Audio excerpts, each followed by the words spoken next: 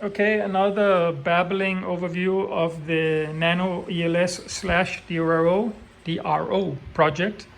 Apologies as always for the mess, the unfinished nature of the machine, and me babbling. I'll try to keep this short, or at least keep the most important info at the top.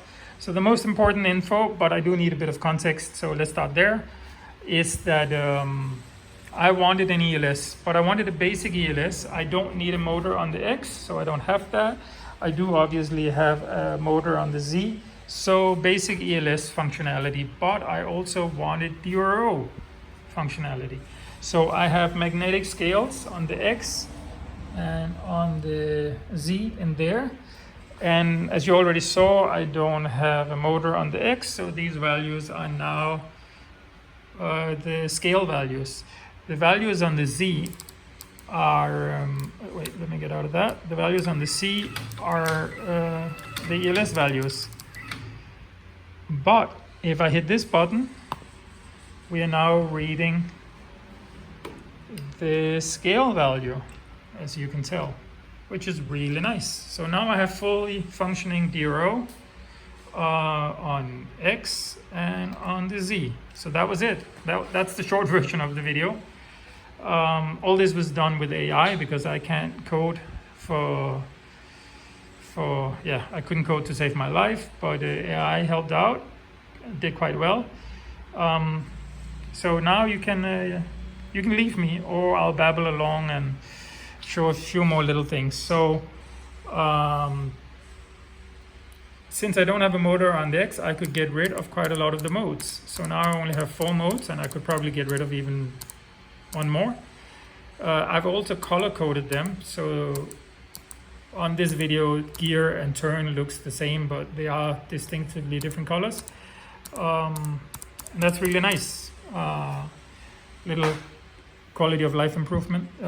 One more improvement. I think, okay, so what happens normally is if you change the pitch, let's say 0.19 in any mode, it spills over into the other modes, and it also used to spill over into the thread mode, which I think is kind of silly. So now I have it set so that whatever pitch you set in thread mode doesn't influence other modes, and vice versa.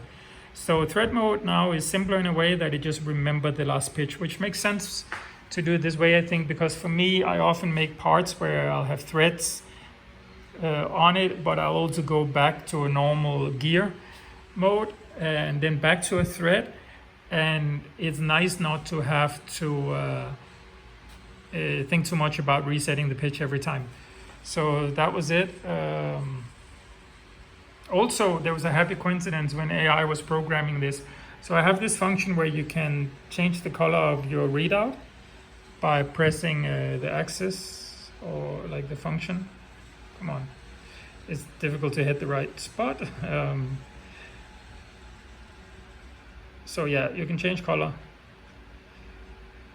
But when AI coded the Z readout, it just so happened that when I'm in readout, it always goes green, and when I'm in ELS values, it stays white. And I think I'm just going to keep that. I didn't prompt AI to do that, but it really works. Because I was thinking I had to make a new button that lit up, said now you're in DRO, now you're in ELS mode. But I'm okay with this. So yeah, what else? There's not much else happening. I tidied up a few other little bugs where if I was in a mode, let's say I was running in asynchronous mode where the lead screw will spin, even if the spindle is not spinning. When I stop this, it would normally jump to gear mode. So gear mode was some kind of like, oh, sorry, I have to actually press stop. It would jump to a different mode, to gear mode, which was kind of like a default mode, I guess. And luckily it doesn't do that anymore because that was super annoying. Everything else I think is the same as the last 1 or 2 videos, but I have DRO and ELS working on the same hardware on one screen only, with lathe controls and ELS controls in one package. So there's no more spindle or lathe controls down here. Speaking of controls, this enclosure is just temporary. It was supposed to be one block of plastic, like a billet that I would machine on the CNC. Now it's just 2 plates. But while I do have the plastic billet now, I think I'm actually gonna 3D print it because I have a bigger 3D printer incoming. And there's some features that are honestly easier to 3D print than there are to mill. So this, as you see, there are 2 USB-C ports. There's like 2 switches here, and there's a switch on the back. This is to turn off the screen. This is to turn off the ESP if I need to do that individually. This is the regular extension cable for the ESP. And this is a USB TTL adapter that allows me to flash the next gen directly. You can't do that through the ESP, so you have to do it this way. And then I just flick a switch on the back, and that will pass the signal to the next gen.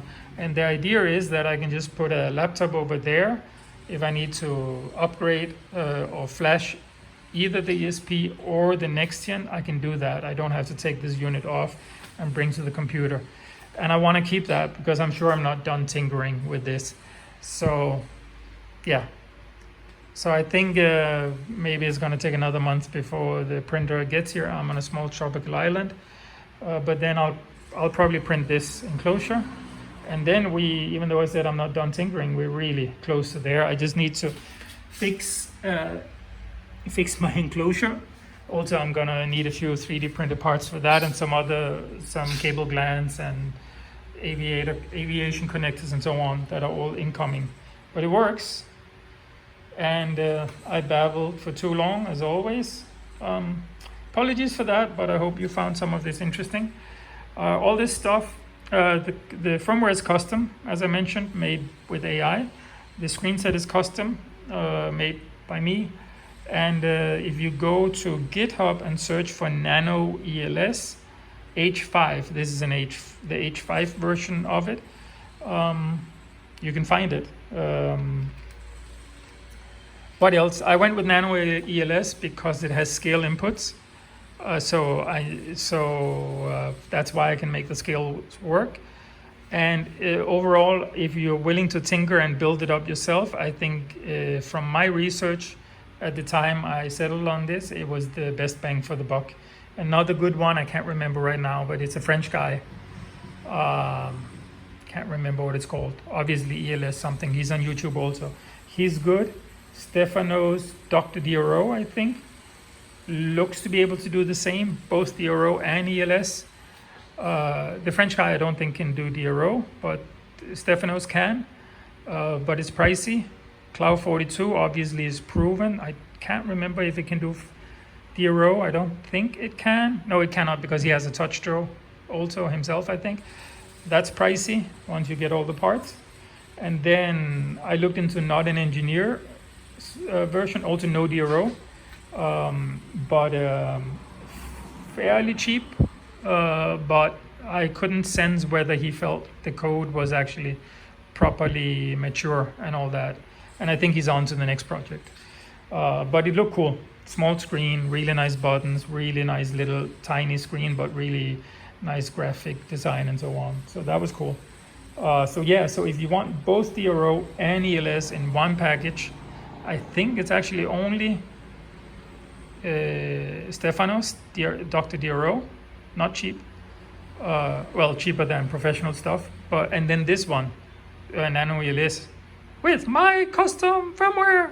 Yeah, I'm not gonna toot my own horn because it might be buggy and kill you, and it's made by AI and I don't know how to code, but so far it works. Cheers. Didn't mean to babble this long, but I got carried away. Anyways, thanks to Max, thanks to the NanoELS community. I hope one or two of you might need this and go to the GitHub and search for,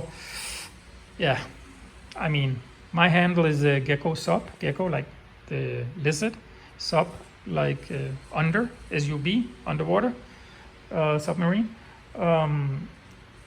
Look for my post there, search for something like a DRO and it should turn up, and I'll share the firmware and screenset there if you want it. Cheers, bye-bye.